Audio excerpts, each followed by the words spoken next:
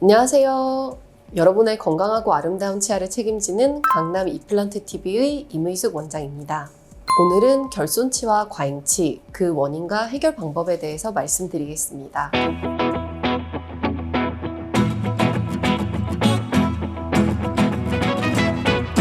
정상적으로 치아가 다 맹출했을 때 성인은 28개의 치아를 갖게 되는데요. 이 영구치 중에서 어떤 사람들은 치아가 존재하지 않는 사람들도 있습니다.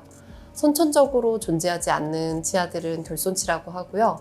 영구치뿐만 아니라 아이들의 유치에도 결손치가 있는 경우가 있습니다. 유치의 경우에는 저희가 어차피 나중에 영구치가 맹출할 거라고 생각하기 때문에 그 공간을 확보해 주는 게 중요합니다.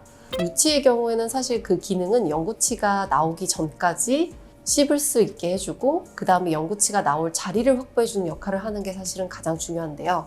그래서 유치의 경우에는 결손치가 있다고 하더라도 그거를 수복을 해주거나 보철적으로 다시 만들어주진 않고요. 그 공간을 유지할 수 있는 공간 유지 장치를 통해서 영구치가 맹출할 공간을 확보해 주게 됩니다.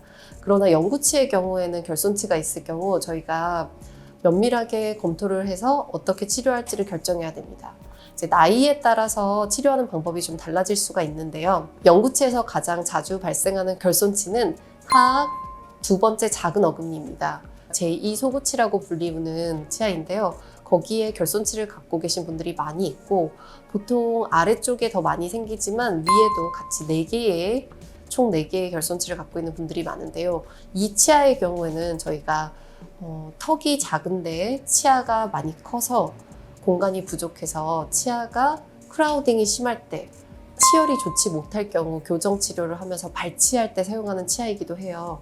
그래서 환자분의 구강 상태와 또 성장하는 정도, 성장 속도에 따라서 교정적으로 그 공간을 메워주기도 하고 만약에 치열이 좋은데 공간이 많이 남는데 결손치가 있을 경우에는 저희가 거길 성장이 다 끝난 이후 최소 만 16세에서 만 18세가 된 이후에 임플란트를 통해서 보철적으로 수복해주거나 브릿지를 해주기도 합니다. 결손치가 있으면 과잉치라는 것도 있을 텐데요. 치아가 정상적인 개수보다 더 많은 게 과잉치입니다. 과잉치는 아이들이 또 역시 가장 많이 만나게 되는데요. 영구치가 맹출하는 시기에 어머니들이 병원에 오셔서 이제 영구치가 잘 나고 있나요? 라고 물어보시고 엑스레이를 저희가 촬영을 하게 됩니다. 그때 영구치의 치배들이 턱뼈 안에서 잘 성장하고 있는지를 확인하게 되는데 간혹 치배의 개수가 정상적인 개수보다 더 많은 경우가 있습니다. 이런 경우에는 과잉치, 정상적인 것보다 치아가 더 많다고 할 수 있는데요. 가장 많이 발생하는 위치는 정중 과잉치라는 말이 있을 정도로 상악 위에 앞니 2개 사이에 과잉치가 있는 분들이 많이 있습니다. 과잉치아가 있는 경우에는 저희가 그 과잉치아의 위치와 방향을 먼저 확인을 하게 됩니다.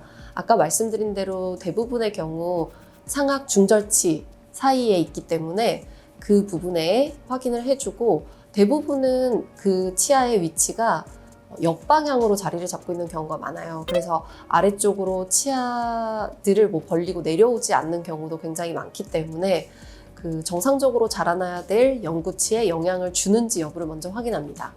정상적으로 자라나는 영구치에 영향을 주지 않는다면 그 과잉치는 굳이 발거하지 않아도 되는 경우가 많습니다. 그러나 어린 나이에 만약에 발견하게 되면 그 과잉치를 발치하는 게 아주 어렵지는 않기 때문에 미리 예방적으로 발치해 주는 것도 좋을 수가 있고 또 추후에 아예 성인이 된 후에 발견하게 되는 경우도 많이 있습니다.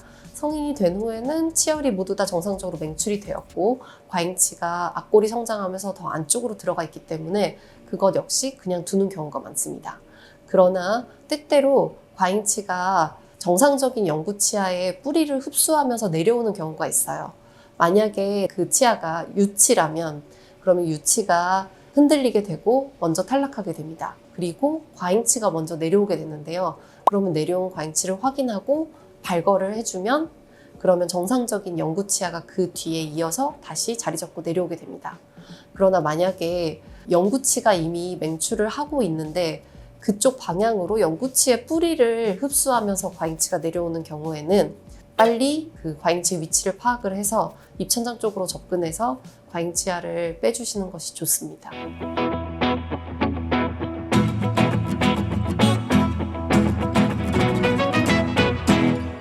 지금까지 그 과잉치와 결손치에 대해서 많이 알려드렸습니다.